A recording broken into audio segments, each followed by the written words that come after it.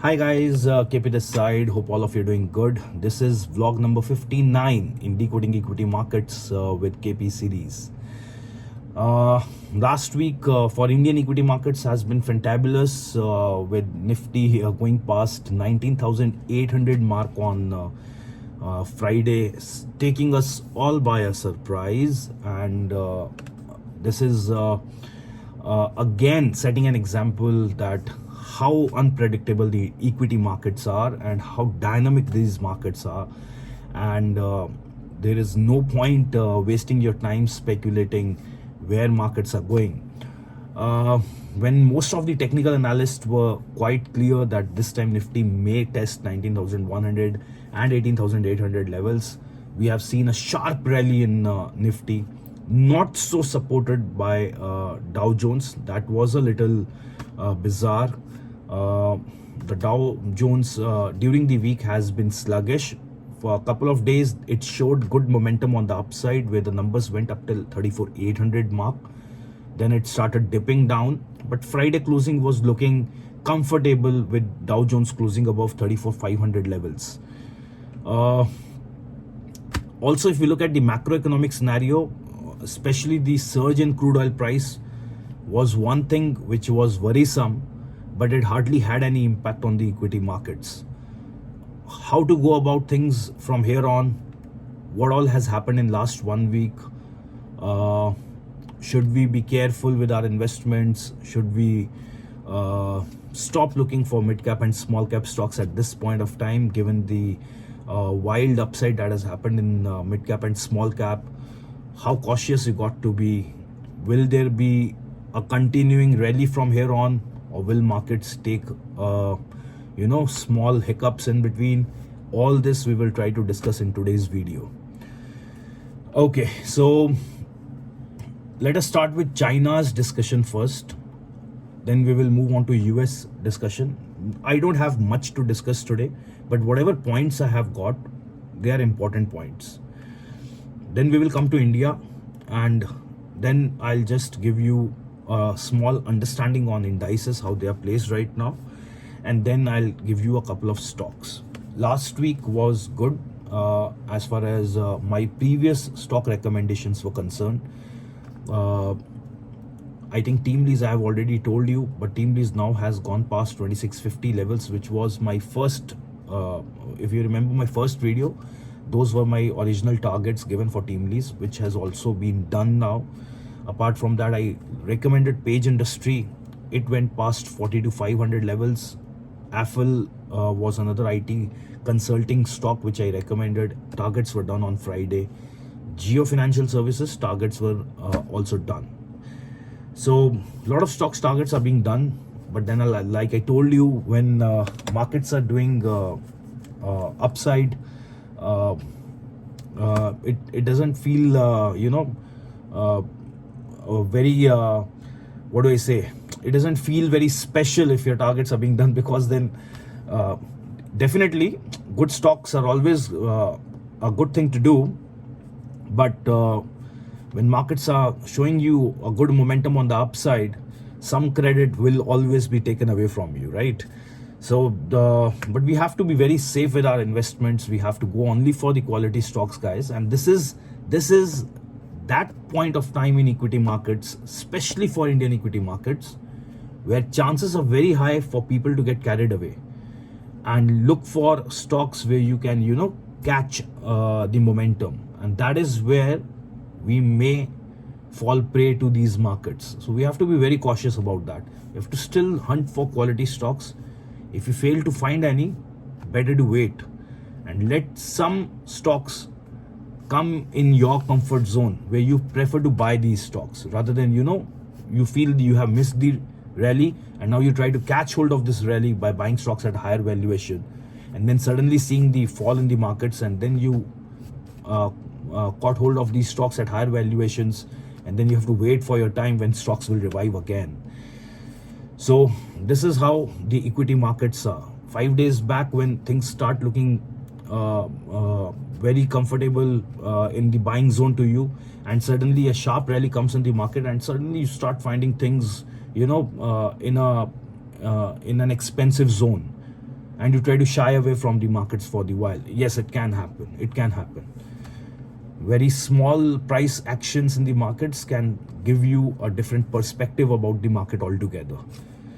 Okay, let's start with China discussion, guys. The biggest concern that we had for China was the fact that because of the CPI, the consumer price index, going down, the Chinese economy in the month of July has officially gone into a disinflationary environment.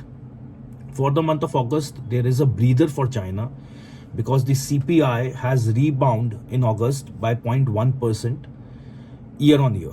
So CPI, although the analysts were expecting that in August month the CPI will rebound by at least 0.2%, that didn't happen, but still the CPI numbers were up by 0.1% in August, bringing the economy out of disinflationary environment.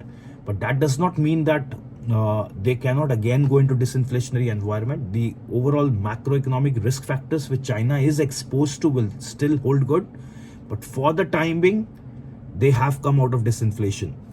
Other numbers not so encouraging, but CPI numbers, if you go by CPI numbers, it is giving you a hint that they may not be in the disinflationary environment based on August numbers, but those numbers have to sustain, otherwise they may very quickly go back into disinflation.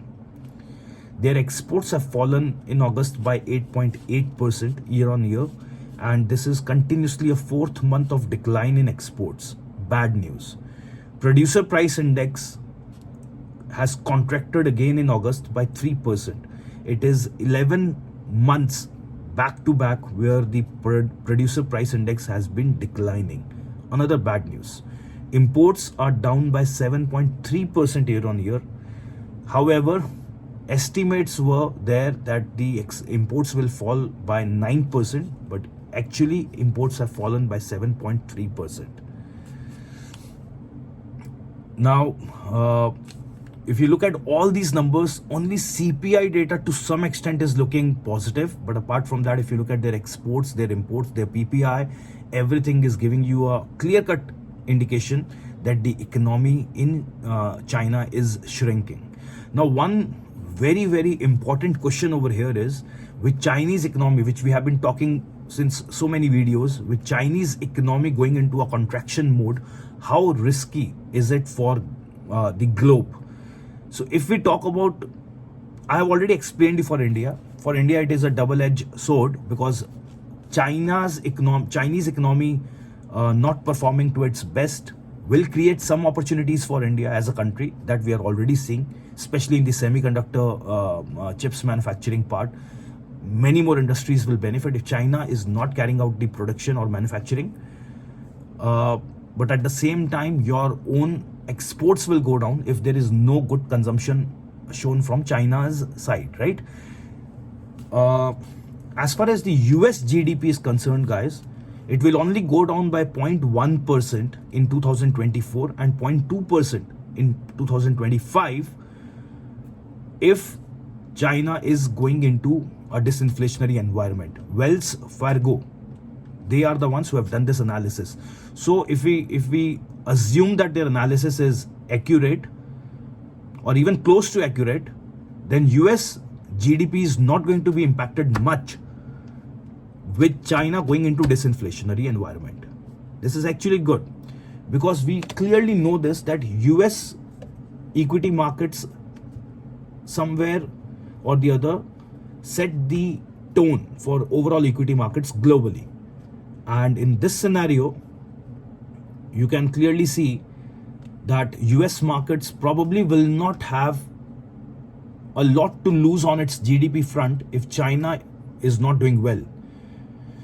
However, the European countries, or Eurozone as we call them, or Japanese companies will have bigger exposure. But even then, their exposure will still not be very, very significant. It will be an insignificant impact on Europe and Japan if China goes into disinflation. This is right. This is good, right? So yes, China is trying their level best to get out of this disinflationary environment. They're trying their level best to revive the economy. A lot of stimulus packages are being introduced by China. So we are hopeful that China will be able to come out of this situation. But even if things are not going to, look healthy in the short span of time, the countries globally are not going to be impacted much. As far as guys, US is concerned, so I have told you for US there are always two things to talk about. One is whether they are going into recession. The second is how about their inflation numbers. I've already explained in my previous videos to you that inflation numbers are looking very much in control right now. And as far as recession is concerned, most of the experts, most of the economists, most of the brokerage houses are of the view that US will be able to achieve a soft landing. Now, Goldman Sachs is expecting there is only 15% chance of US experiencing a recession in next 12 months. Only 15% chance, which means there is high probability of 85% that US economy probably will have a soft landing and not go into recession. The annual wages growth has dropped to 5.6% in the month of August. I discussed in my previous video also with you, the number of jobs being created has also gone down in the month of August, which is again a good sign for US, because right now more than recession, they are worried about a resilient economy, a situation where economy will revive at a very fast pace, resulting in inflation hitting back the economy. So they're right now more worried about inflation, and looking at the wage numbers, it seems that overall numbers are going down. That is, it is favorable for them. Understood? So trust me, last week a good upside happened in the US markets. Then suddenly a drop happened in the markets. Main reason for why the Nasdaq was under pressure was because a lot of brokerage houses have cut down their targets for Apple, and Apple has a big weightage in the Nasdaq index. So Apple shares were down on consecutive days, because of which Nasdaq was under pressure. No real reasons why Dow Jones was not able to perform, but like I told you, it peaked initially, then it went down, and then it tried to hold on to those levels. It again respected that support around 34,350 to 34,400 levels, and then Friday it closed above 34,500 levels, which still leaves you with a positive mindset as far as US markets are concerned. Other than that, I did not find any great or significant news in US which can possibly or potentially have any impact on the markets. Okay, as far as guys India is concerned, last week it was very surprising that we did not feel much pressure from the fact that crude oil, the Brent crude has gone past $90 per barrel again, which is very risky at this point of time, because from here on, when most of the countries are fighting inflation, if crude prices are going up, and any further upside in crude prices from here can only create more pressure on your inflationary numbers, because crude is a raw material for a lot of products, especially in the manufacturing segment, and crude prices going up will pose a lot of threat as far as inflation is concerned. For India, it's not just about that. For India, the biggest problem is that India is the third largest buyer of crude oil, third largest buyer, and if crude prices are going up, then Indian current account deficits will be on a high, and if current account deficit is going up, that somehow directly or indirectly that brings a slowdown in the economy. In simple words, guys, if 10% increase happens in the oil prices, then your imports go up by almost $15 billion. That's a huge number, right? Understand my point very carefully, guys.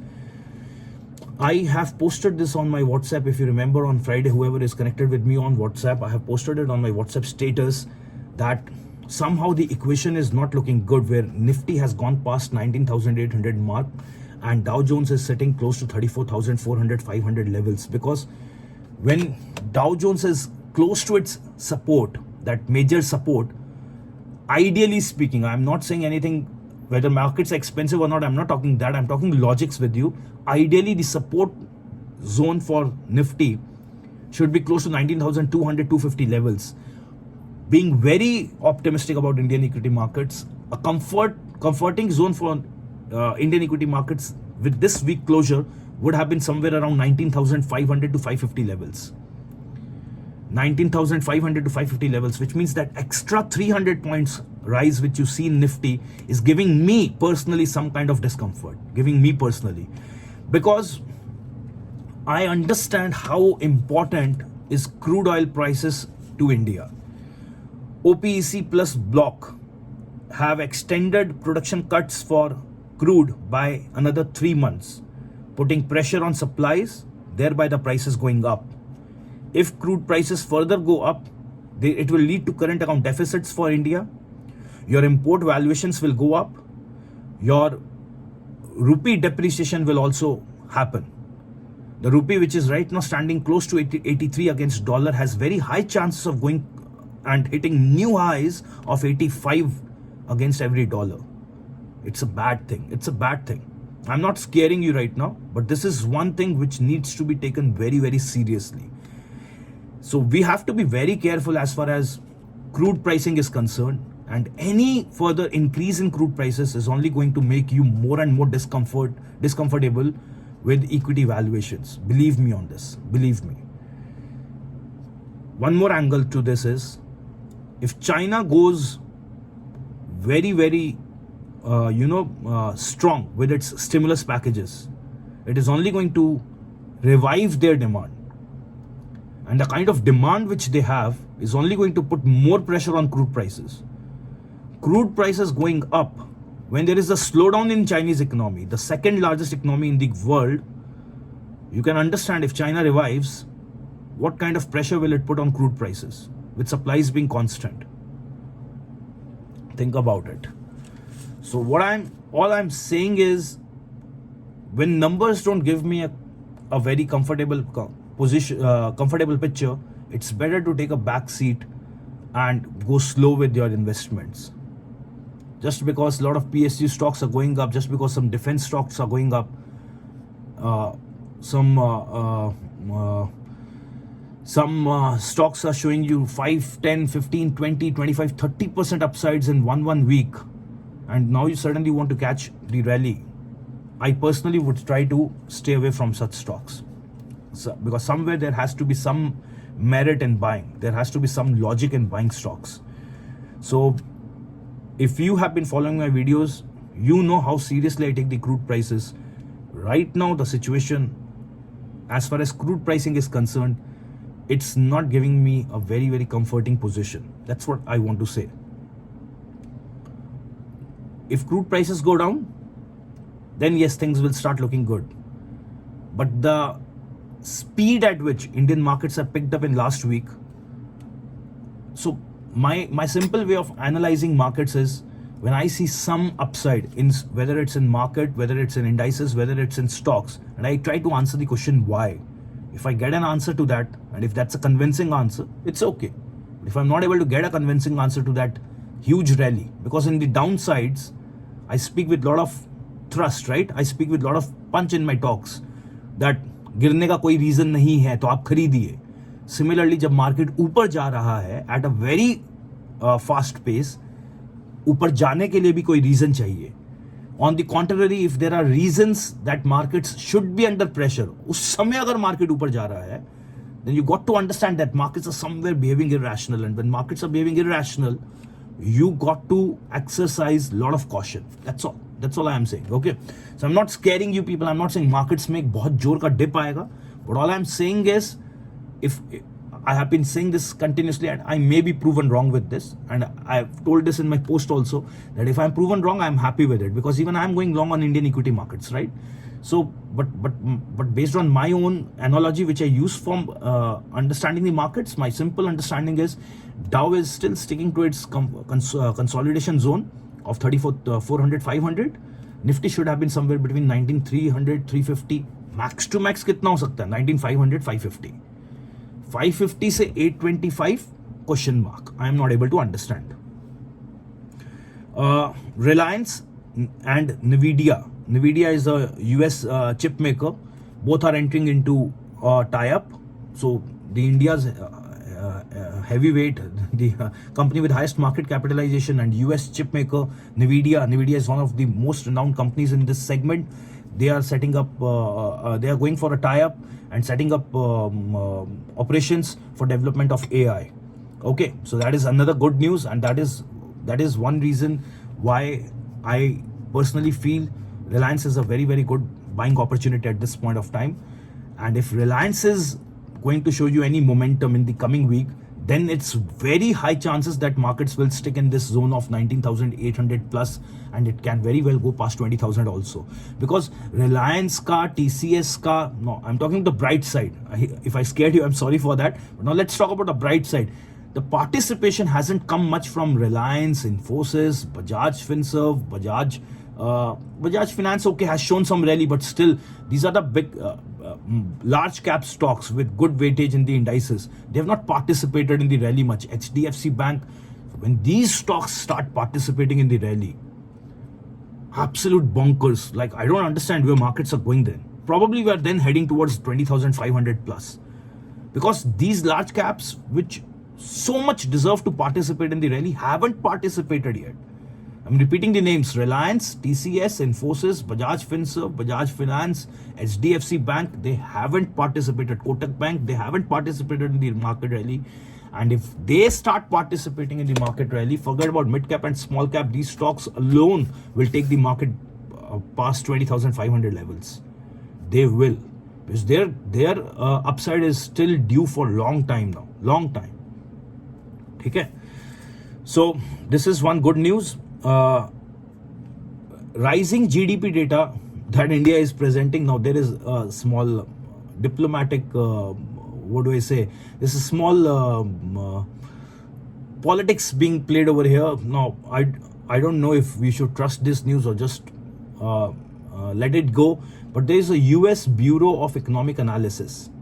Understood? BEA, they call it in short. Bureau of Economic Analysis from US. Now, this organization says that the GDP numbers which India is promising they are achieving is actually a false growth story, because now there was a detailed report on this. So there is no point discussing the entire report with you. But this organization is claiming that there are specific two methods for calculating the GDP of a country, and India is calculating GDP in a wrong method, which means for April to June quarter, where we have shown the GDP growth rate at 7.8%, if the correct methods would have been used, then according to Bureau of Economic Analysis, India's GDP stands only at 4.5%. Now this, I don't really know how to vouch the authenticity of this data, because I'm not an economist, so I won't be able to comment on this. But this news has come in one of our popular columns, and they are saying that the things like rising inequality, jobs scarcity, decline in manufacturing jobs, all these things should also be taken into consideration when you're calculating your GDP. But India is not considering all these factors, and that is why they are over-reporting their GDP numbers. If you go by the latest analysis, India is India is registering GDP numbers much more than any other country across the globe. And when you do very good in life, you start getting attention, some good attention, some negative attention also. So you have to get used to it.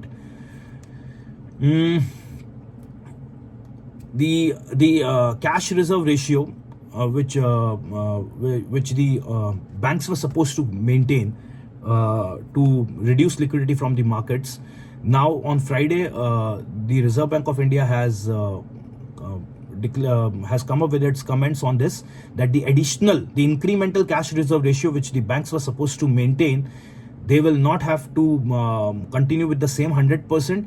On September 9, 25% of it can be withdrawn by the banks, which means the banks don't have to keep that additional cash reserve ratio, so that they can introduce that additional liquidity in the economy on September 9. Then on 23rd September, another 25% they can bring in. And by October 7th, I think, remaining 50% of additional CRR requirements that they were supposed to have, they will not be required to maintain that. And this money will then come slowly into the economy. So this is again a good news, because this will inject in more liquidity into the economy. And as far as the SIPs is concerned, recently data has been published which shows that now on an average every month 13,000 crores is being injected into the Indian equity markets through SIP mode. And that is what makes you understand the strength of retail investors in India is 13,000 crores if is coming into the Indian equity markets just through SIP money. You can understand how strong the retail participation is getting in the markets.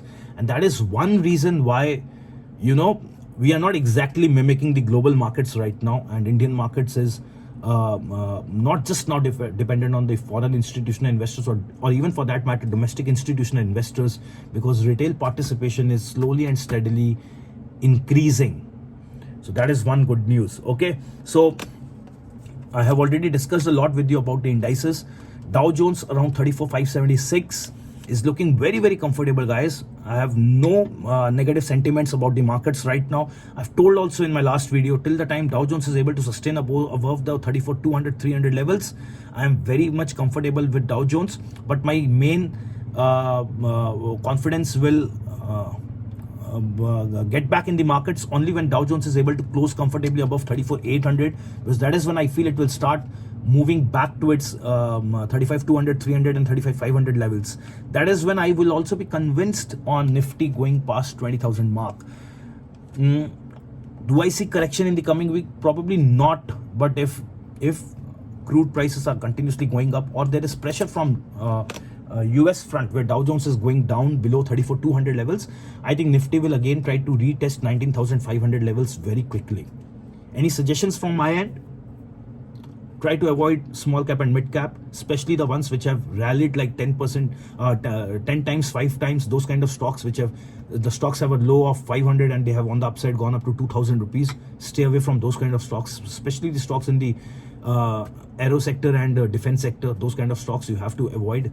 Railway related stocks you have to avoid. IRCTC is still good buy from railways, but other stocks from railway sector, try to avoid them because they have shown a lot of upside. Try to catch hold of decent large cap stocks where momentum is not playing, the volatility is not there, and stocks have not participated in the market rally at all. Because from here, I think the upside which is going to happen in the markets, probably the large cap has to participate. So my suggestion would be to continue going with the large cap and try to keep your leverage positions a little less at this point of time. Understood? SEBI has SEBI has come up with a consultation paper where they are making things very, very strict for influencers. I don't consider myself as an influencer. I'm nowhere close to them. They are big people, but they are making a lot of rules now where we should not be giving buy recommendations on stocks and all. We should not be giving targets on the stocks. So I'll still give you some suggestions on the stocks, guys, but let's be very clear on this, that I never tell any of you to buy shares which I am recommending. I am only giving you some advice at my end. It's not that the stocks which I have recommended have never gone down. There are many stocks which I have recommended in which the upside has not happened. You are aware about it. I am aware about it. So if I recommend some shares in the past and if they have done targets and if I post about it, by no means I am trying to give an indication that everything that I recommend goes and does the target. If that was the case, probably I would be the most popular person on earth, right? So this is just a general clarification from my end. If you listen to my videos and if you go for buy recommendations based on what I am suggesting, my humble opinion and request to you is to very clearly understand this, that a lot of times the stocks which I would recommend probably will not do the targets even in 2 to 3 months time. So buy stocks only after doing your own research work. Okay, Ambuja Cement is one thing which I like. Cement sector has done a lot of rally as far as JK Cement is concerned, Ultratech Cement is concerned, Dalmia Bharat is concerned, but as far as the Adani Group cement sector stocks are concerned, they still did not participate much in the rally. ACC, because I already recommended at 1750 odd levels, it went up to 2150 levels. So I am not recommending ACC. That does not mean ACC is not a good stock. I still like ACC a lot. In fact, the results were very good for ACC in the last quarter. But Ambuja Cement, I feel, has done some consolidation in this zone of 435, 440 levels. I think this is one stock which you can have in your portfolio. And The 52-week high for this stock is 598, which probably was its lifetime high also. But right now the stock is available at 440 rupees, which means that it is almost like you can say 30% discount to its 52 weeks high price. I think you can buy Ambuja Cement at around 439 with the first target of around 485 rupees. This is what I feel. The June numbers were very good. Profitability in June numbers were very good, both on year-on-year and quarter-on-quarter basis.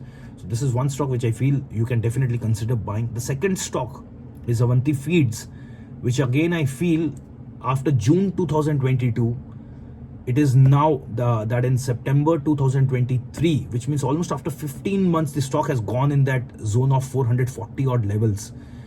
So I don't know exactly when it will happen, but from here, another breakout that is going to happen in this stock probably will push the stock past 500 rupees. My first target for the stock is 512 rupees. Avanti Feeds, you can buy at around 442 with a target of 512 rupees. And Ambuja Cement at around 440 rupees, you can buy for a target of 485 rupees. Once again, I am making it very clear, any stocks that I recommend in my video are only for knowledge purpose, and you should do your research before buying it, because a lot of times whatever I recommend will not do targets. Okay? So this is a little basically, you know, what happens is somewhere the okay, let's not talk about it. Leave it. We will not talk about all this. If SEBI has said something, we have to take it seriously. I have always taken it seriously, so we will follow whatever the regulator is saying. Okay, so I hope you enjoyed the video. If you like it, leave a thumbs up. Leave some comments for me so that I have something to read, because we are getting less views even now. Even after posting solid gold content, we don't have views. I think if I do some crazy stuff, probably I can also get views in millions. So I have thought I'll start making some Bhangra videos, and probably I will get some more views doing that. Or maybe I'll do something crazy like dancing on the streets, or you know, fighting with people on the street for random reasons. Something I have to do so that I can get more views, and then on that channel I am thinking that I will promote my KP knowledge power page, so that we start getting some synergy benefits. I don't know why I'm speaking all this, but I'm just speaking some crap with you. So I thought, okay, some boring stuff also should be there. Okay guys, if you like the video, leave a thumbs up, and please spread a word so that people know that there is somebody who is producing quality content. If you have any personal questions, you can always ask me on WhatsApp, and if you want me to cover something in my videos also, you can share it on YouTube so that I can take care of it in my next video. Next 2 weeks I'm traveling. I'm not sure if I can do videos, but I'll try. If possible, I'll do it. If not possible, probably I'll skip the next 2 weeks, because I'm traveling to Kerala for my classes. Chalo, bye-bye. God bless all of you. Thank you.